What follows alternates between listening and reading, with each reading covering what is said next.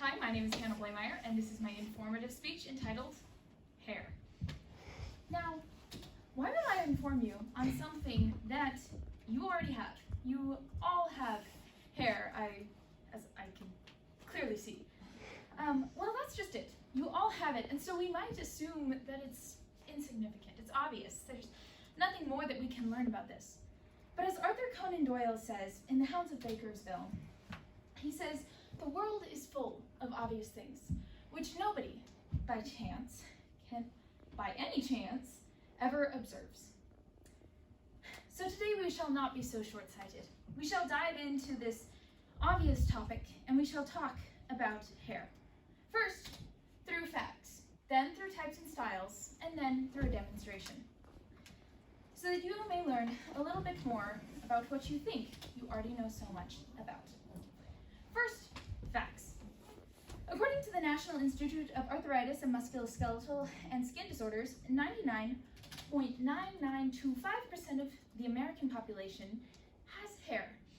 Now this leads you to think, wait, what about the other 0.0075%? Well, the other 0.0075% suffers from a disease called alopecia universalis. 100% butchered that, but that's okay. Now, this is not due to male pattern balding or curling iron incidents. This is actually a disease that people are born with, that individuals may suffer from partial to full balding from head to toe. So now you know. Next, hair types. Now, Andrew Walker, 7-time Daytime Emmy Award-winning winner for outstanding hairstyling and personal hairstylist for Oprah Winfrey, created a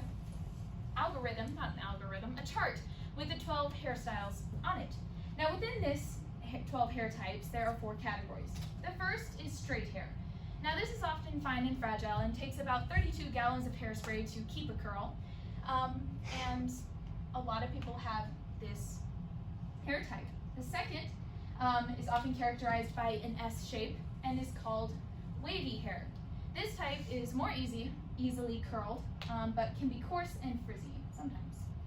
The third type is curly hair. Now this is often characterized by corkscrew patterns or tight S shapes.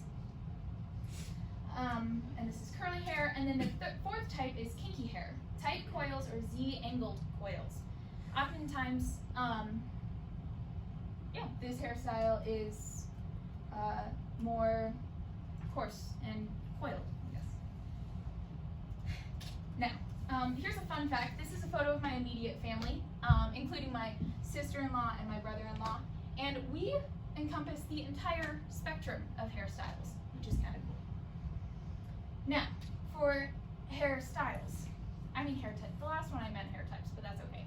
Hairstyles. For the ladies, there are hundreds of thousands of millions of different things that you can do with your hair, depending on amount of bobby pins, amount of hairspray at your disposal, and the time that you have to work with. And I think it's really cool to go on Pinterest and look up hairstyles that I could never, ever accomplish.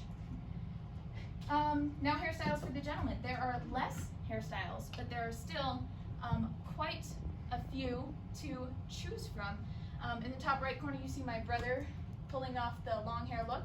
In the top left corner, you have my other brother, Timothy, pulling off the cornrows quite spectacularly. Now, there are even hair competitions. Now, just looking at this photo makes my head hurt, thinking of all the bobby pins and hairspray and the time that went into that.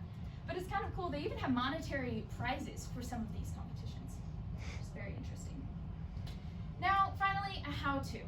Now, I would tell you to turn to the person next to you and follow along, but that would be kind of weird. So I'm going to have my roommate Ashley come up and demonstrate. But first, I will show you why you should care. First I'm going to go why the girls should care. Because one day you might wake up with amnesia and forget how to do hair, but you will remember this one and only presentation, and you will remember how to braid your hair, and that will save you from a very awkward bad hair day. Now, why should the guys care? Now, to answer this question, I turned to my Instagram following, and I asked the question, are you planning on getting married one day? Now, 100% of my male audience said yes, which is quite interesting. Now, a CCU female once said, women find it endearing when their man tries to braid their hair. So men, if you're planning on getting married one day, listen up, because we think it's cute. Now, the process. I know that teaching this way works because I taught my roommate's boyfriend how to braid her hair like this. So if this doesn't work for you, then I'm sorry. So Ashley, if you could come up here. First, you're going to separate the hair. I'm going to turn. I'm going to do it to this side first and then to that side, so calm down, don't worry. First, you're going to separate it into 3 different sections, 3 different columns, if you will. Now, it's just a matter of, oh, sorry, it's fine, it doesn't have to be perfect. It's a matter of swapping the odd numbers over the even number. So 1 and 2 are going to swap, right? And now you have 1, 2, and 3, right? Now 2 and 3 are going to swap. And now 1 and 2 are going to swap. And then 2 and 3 are going to swap. Now I'm going to go to this side.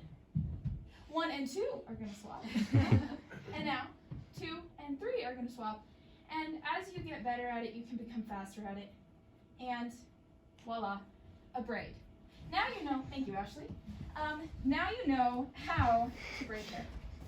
Now, in conclusion, you might have known this information, all the information about the hair loss stuff and how to braid hair, but had you thought of it from my point of view? Now, looking at something from a different point of view can take you from thinking of something as obvious to thinking of something as more in-depth and more elaborate, just like hair braiding can be.